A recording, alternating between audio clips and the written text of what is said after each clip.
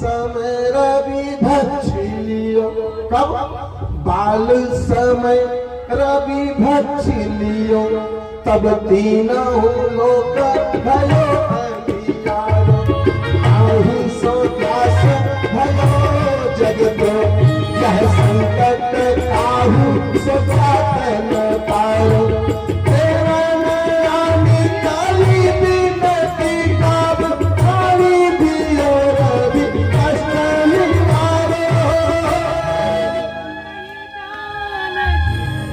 को नहीं जानत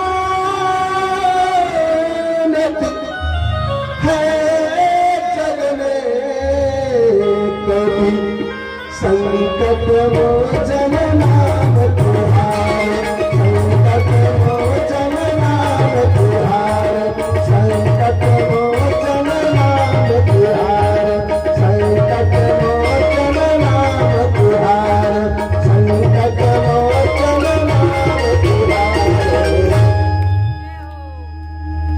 हे संकट के मोचक, हे संकट का समाधान करने वाले हनुमान जी, कौन सा संसार में ऐसा कार्य है जो आप नहीं कर सकते हो?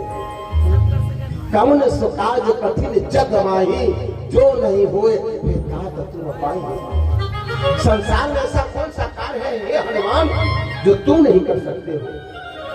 इसलिए हनुमान अपनी बल, अपनी बुद्धि, अपनी शक्ति को याद करो कि कैसे आपने बाल अवस्था में पहले आहार को फल समझ करके नारायण भगवान को, सूर्य देव को आपने निगल लिया, मुख में धारण कर लिया, और देवताओं की स्तुति के बाद फिर अपने मुख से आपने उनको निकाला। हनुमान वह बल, वह शक्ति याद करो। हनुमान ऐसा संसार में कौन सा काम है जो आप नहीं कर सकते? याद रखना ये बहुत मुख्य चौपाई है जीवन की।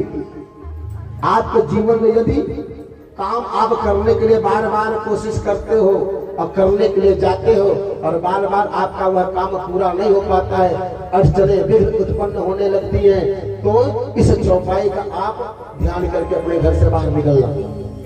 घर के डोरी से जब बाहर निकलना तो 5 बार इस चौपाई का आप जाप कर लेना।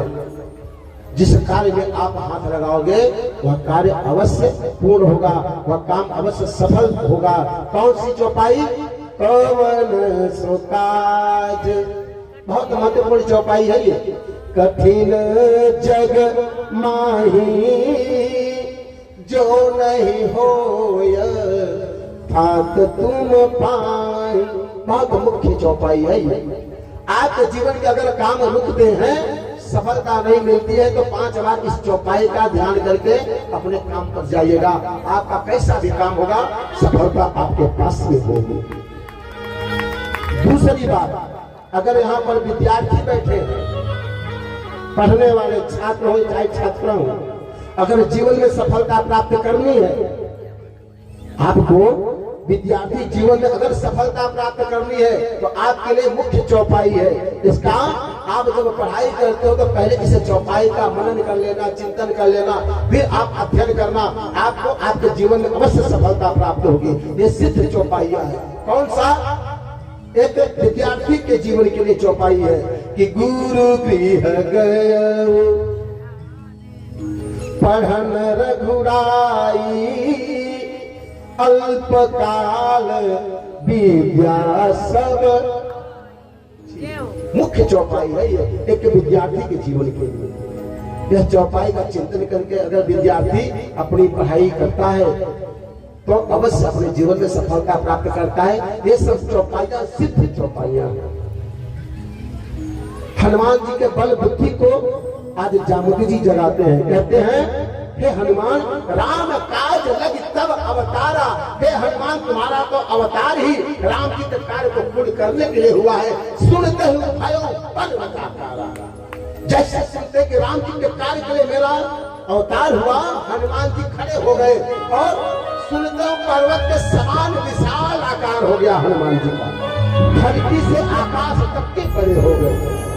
धरती और आकाश की जितनी दूरी है उतने तो हनुमान जी का रूप हो गया, विशाल रूप। और विराट रूप धारण करके हनुमान जी क्या करते हैं? कि सिंहनाद कई बार ही मारा। सिंह अर्थात शेर की तरह दहाड़ते हुए हनुमान जी कहते हैं, कहिए जामवंत जी मुझे करना क्या है? कहते कि नीलौ लांघौ जल में दिखारा, कहो तो मैं इसे खाली पूरी जल की धारा को मैं पी जाऊं, निगल जाऊं। कहिए कि जिस त्रिकूट पर लंका पूरी बसी है उसको उखाड़ करके लाऊं और सागर में डुबा डालूं। कहिए तो सहित सहाय राम नहीं मारूं, कहो तो मैं रावण को वहीं पर मार करके सीता को ला करके राम जी के चरणों में रख दूं। मैं करूं क्या? आप केवल मुझे आज्ञा दे। जामवंत जी कहते नहीं नहीं भैया, ये सब आपको नहीं करना है, ये सब रघुनाथ जी को करने दीजिए। क्यों? क्योंकि जब है हनुमान तुम राम जी से जब विदा हुए मुद्रिका लेकर, तो राम जी ने क्या कहा? सीता की सुधि ला करके बताना।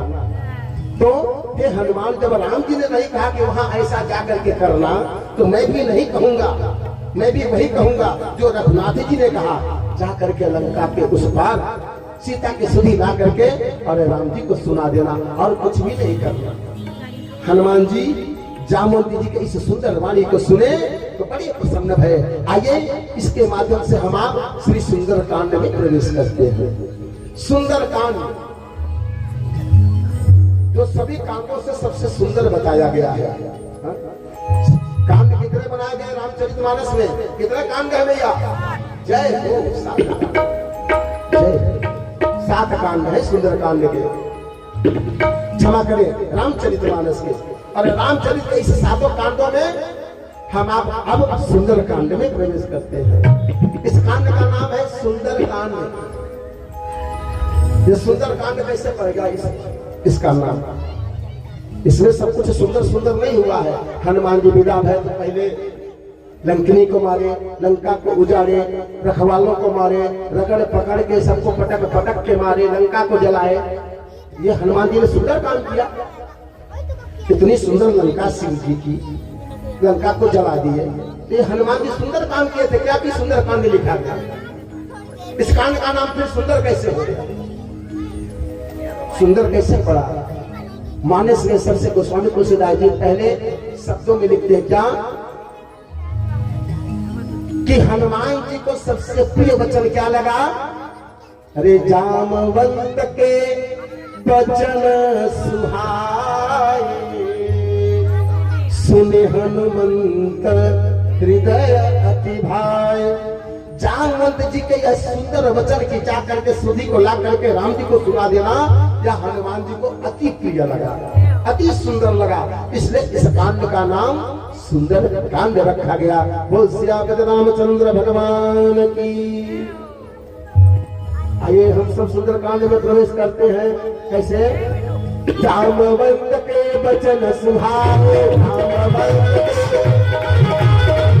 हनुमंत हृदय अति भाए।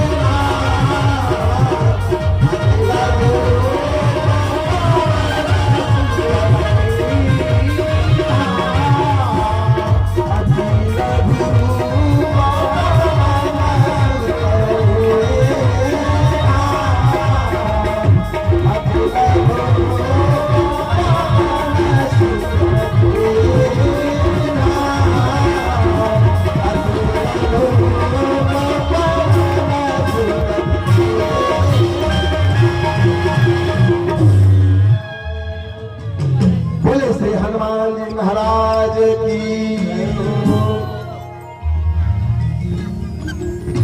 जामवंत जी के सुंदर वचन हनुमान जी को हृदय में अति भाए हैं, अति प्रिय लगा है।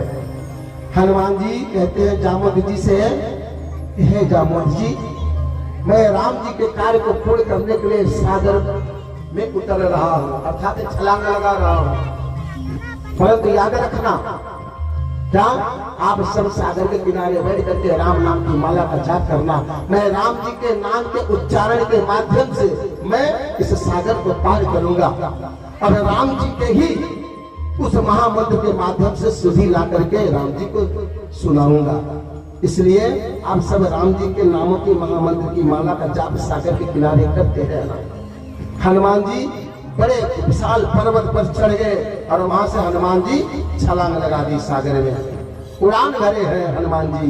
कैसे चले हनुमान जी? मानस में गोस्वामी जी लिखते हैं कि जिन अमोघ रघुपति का रवाना, जिस प्रकार से रघुनाथ जी अर्थात राम जी के धनुष से बाण निकलता है, उसी प्रकार से हमारे हनुमान जी का वेग हुआ है, उड़ान भरे, बाण के समान हमारे हनुमान जी महाराज उड़ान भरे, तीव्र वेग चले हैं हनुमान जी।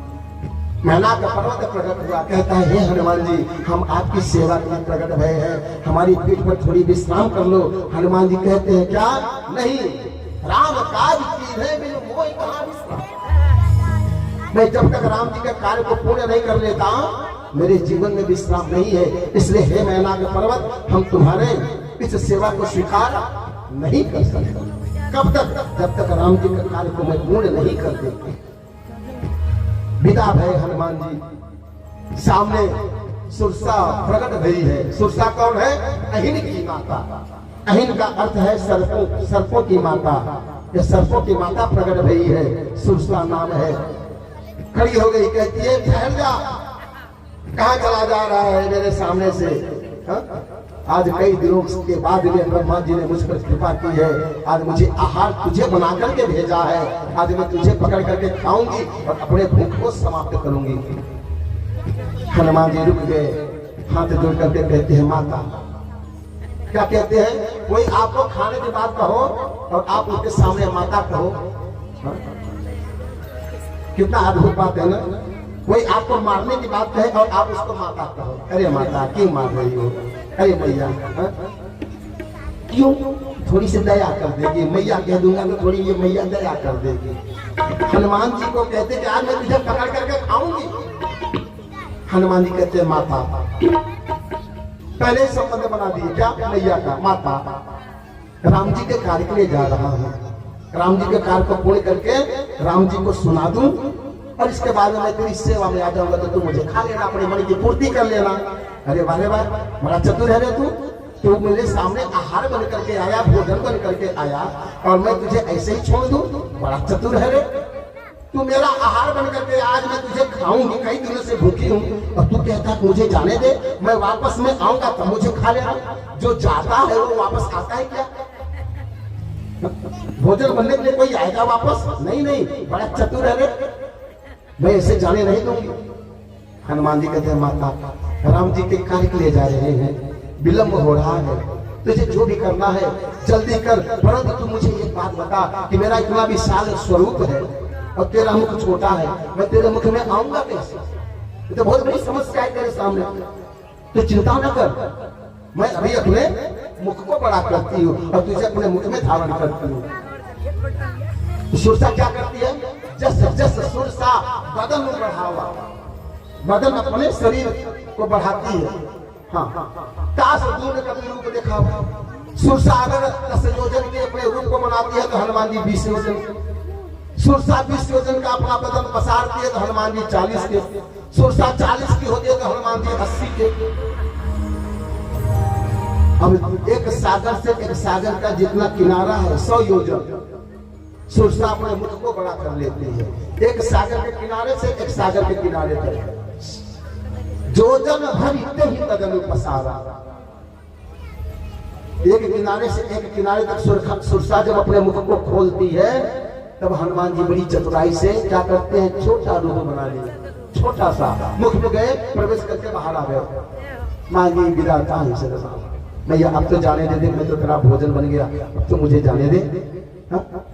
देख मैं तेरे कार्य को पूर्ण कर दिया ना, बड़ा चतुर बंदा है, तो जा तुझे आशीर्वाद में देती हूँ, तो कार्य में सिद्धि प्राप्त कर। मैं तो ब्रह्मा जी के माध्यम से भेजी गई थी तेरी बुद्धि परीक्षण के लिए, तो जा राम जी के कार्य को पूर्ण करेगा। हनुमान जी प्रणाम करके आगे बढ़े। सिंहिका मेरी सिंहिका का वध किया हनुमान जी और कूद करके लंका के पास पधारे।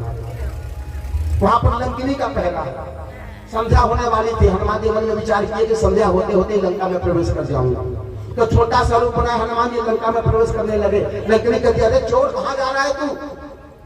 मेरे आंखों में धूल झोंक करके तू छोटा रूप बना करके लंका में प्रवेश कर रहा है, जा मैं तुझे भी खाती हूँ। हनुमान जी कहते हैं लोग कर लो बात, ये भी खाने की बात कर रही है, ठीक है तैयार हो जा, कोई बात नहीं। हनुमान जी ने क्या किया? एक मुष्टि का प्रहार करते हैं, उसके मुख पर दे मारते हैं, गिर पड़ी पृथ्वी पर, रक्त की धार बहने लगी। अपने आप को संभाली और उसको याद आए क्या? ब्रह्मा जी के वचन। क्या वचन? यदि किसी बंदर के मुख से, किसी बंदर के मुष्टिका से तू धरती पर गिर जाएगी और तेरे मुख से रक्त की धार बहने लगेगी, तो मान लेना कि लंका का विनाश अब निश्चित हो गया। हनुमान जी लंकिनी को गति दिए और लंका में प्रवेश किए। लंका में सब स्थान पर हनुमान जी ढूंढ लिए सीता जी को, भवन में, अटारियों में, शस्त्रागार में, भोजनालय में,